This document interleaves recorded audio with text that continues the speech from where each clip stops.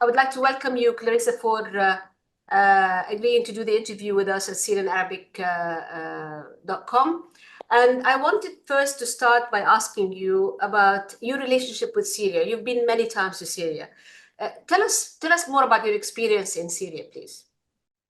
Thank you for having me. I have been traveling to Syria since 2005.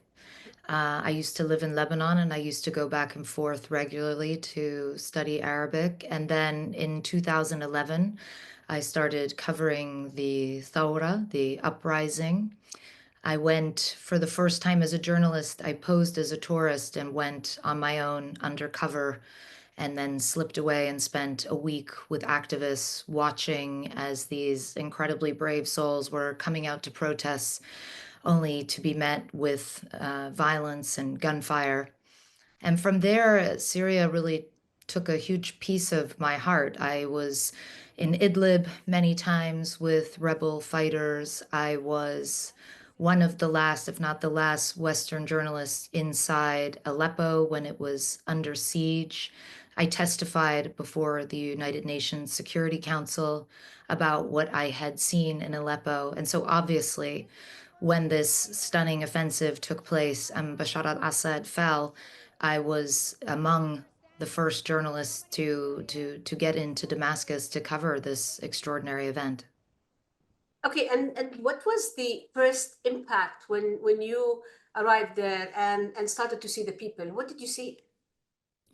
I think you saw a mixture of things. You saw absolute disbelief that it had happened so quickly, so unexpectedly. The worst of the violence of the Syrian civil war had ended around 2016. So 8 years later, I don't think anyone saw this coming.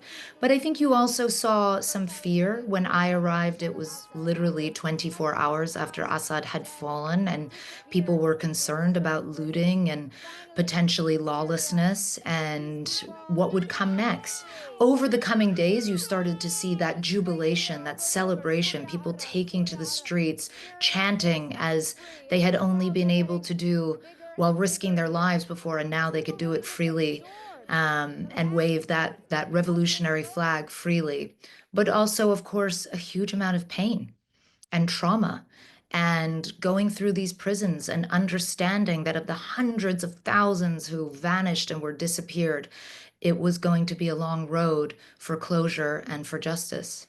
Now, let me take you to a topic that everybody is talking about it now, which is the interview that you've done with the Syrian prisoner. And how, I would like you to take us through the steps how did you find this man, and how did you pick this prison in specific in Syria? So we had a list of 3 or 4 prisons that we wanted to visit. We were looking for an American journalist, Austin Tice, who was captured by the regime back in 2012. We had spent a day at Sednaya prison. We had spent a day at the Palestine branch.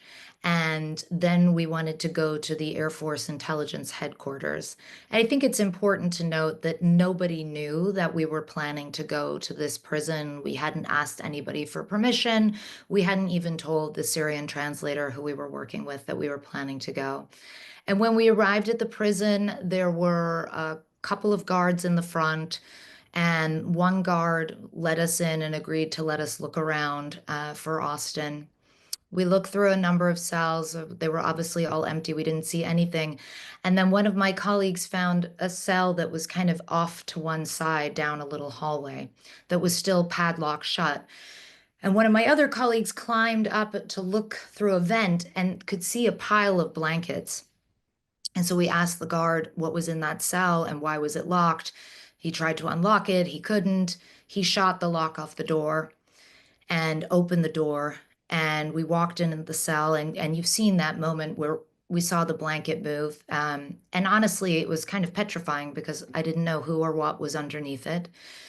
And then the guard lifted the blanket, and this man came out and told us that he was a civilian, that he had been imprisoned for 3 months in 3 different prisons, that he was from Homs, and that his name was Adil غربال. And we now know that that man's name was not Adil غربال, and that he lied about his identity. We did check his name, obviously, when we got back from shooting the story, but nothing showed up because it was a fake name.